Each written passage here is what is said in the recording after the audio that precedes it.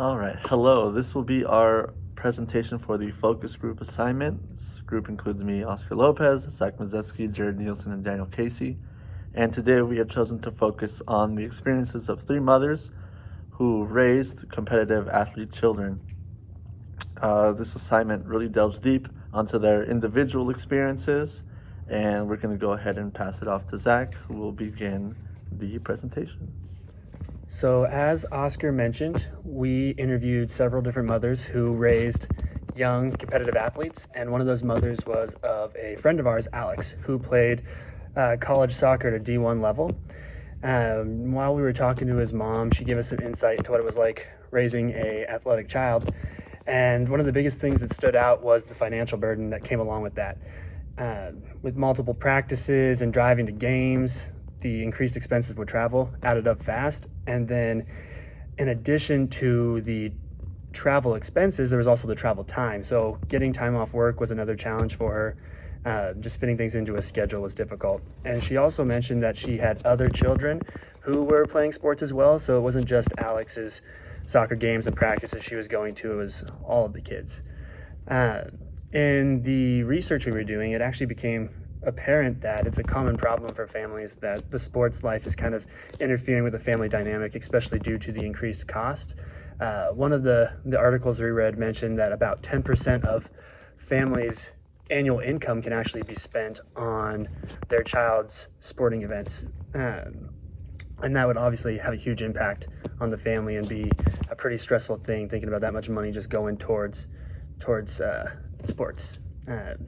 When it comes to the financial investment, a lot of people go in with the mindset that they're going to play college ball, they'll get a full ride scholarship. But again, according to our research, it seems like only about 5% of young athletes actually make it to playing at a college level.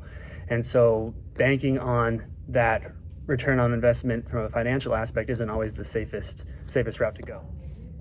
So similar to Zach, for our group project, I chose to interview someone who was the mother of a competitive athlete. So in this situation, it was my mom. So my sister she's a gifted runner, and in high school she had the opportunity to compete and travel all over the country. And not only did this require a great deal of effort from the athlete, but it also took a great deal of time and energy input from my mom. So at one point in time, she was seeing a dietitian, a PT, a chiropractor, her primary care physician. And this took a great deal of time as well as financial resources to take her to and from those appointments. And that was very stressful for my mom.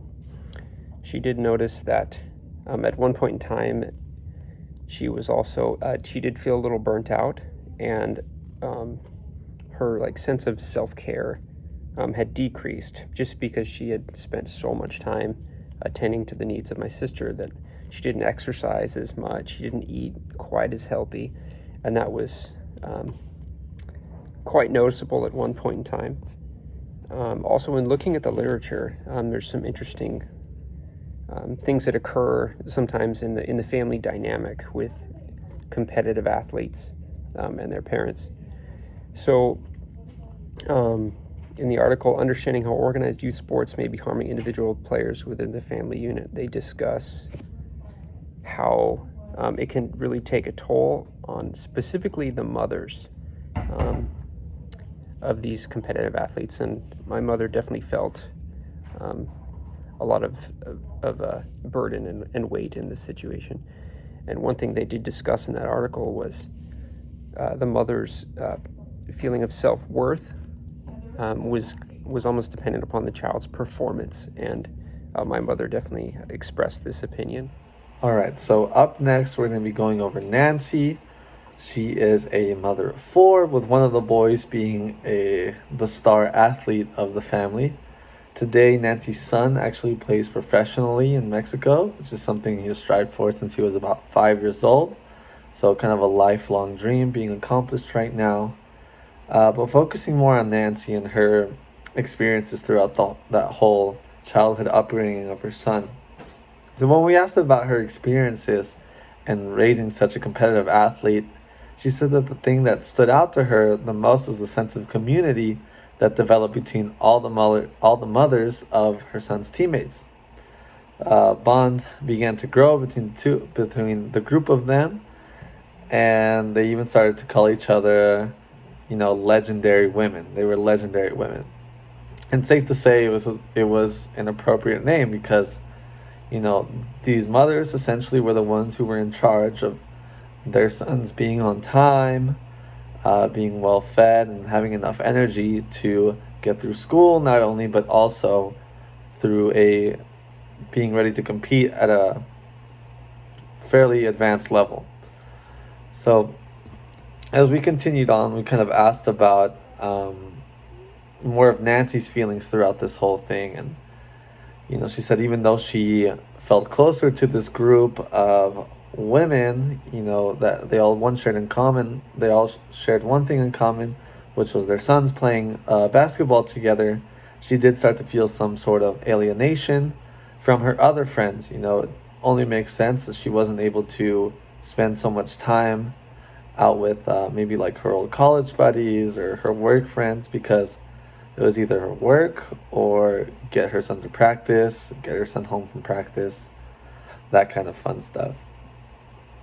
When it came to healthcare specifically, we kind of asked about her experiences with that, and she said that most of the visits that she had were basically for her son. And she recalls that her favorite experiences from that was, being kind of recommended to a pediatric doctor who kind of took them both into account, right? Both the mother and the son. That was after some recommendation from her friend group, the basketball moms, the legendary women. And one thing that that she kind of recognized was important was the fact that, even though they want to help the son get back to sport, they also want to minimize the risk of re-injury, which was something that Nancy stressed a lot during their doctor visits. Now, of course, there was also the issue of time, right? There were a lot of time constraints that were going on during this time because of work, because of school, because of practice time. So they were not able to always go into the doctor at the times that they wanted to. Because of this, there seemed to be a sort of disconnect where they would have to elongate the process, kind of postpone doctor's visits, which in turn prolonged the length of the injury. This also caused some stress and bitter feelings towards the doctor on Nancy's part. And she said that she accumulated a lot of this stress actually during her time, with kind of being basically on point with everything. Because of this, she said she did end up having some mental health issues, breakdowns where she would start crying, things like that. And one interesting thing to note is that we actually saw a study where, there is a correlation between parent mental health and child mental health. If one parent has mental health, it can severely increase the risk of the child also getting some sort of mental illness. So it's really important to see that, tracing it back, the root of her problems really caused with, these scheduling conflicts. And so it's really important to note that, maybe if there was somehow some better communication between the two of them, they may have been able to avoid this altogether. And that's something really important to know, because this is a preventable thing that she underwent. Even maybe just offering other services outside of her health insurance network, I'm sure would have been very helpful. So overall, while the interviewees did not really encompass all the possible experiences of parents with competitive athlete children, they did help us to understand some of their trials and tribulations. And we think it's really important to try and put the spotlight on people like this, right, on these various different focus groups, because understanding the issues that they face can help improve our future career. Implementing the lessons is critical for the advancement of our profession as physical therapists and the future of patient care as a whole.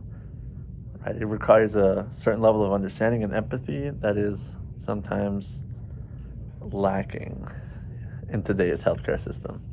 Thank you very much.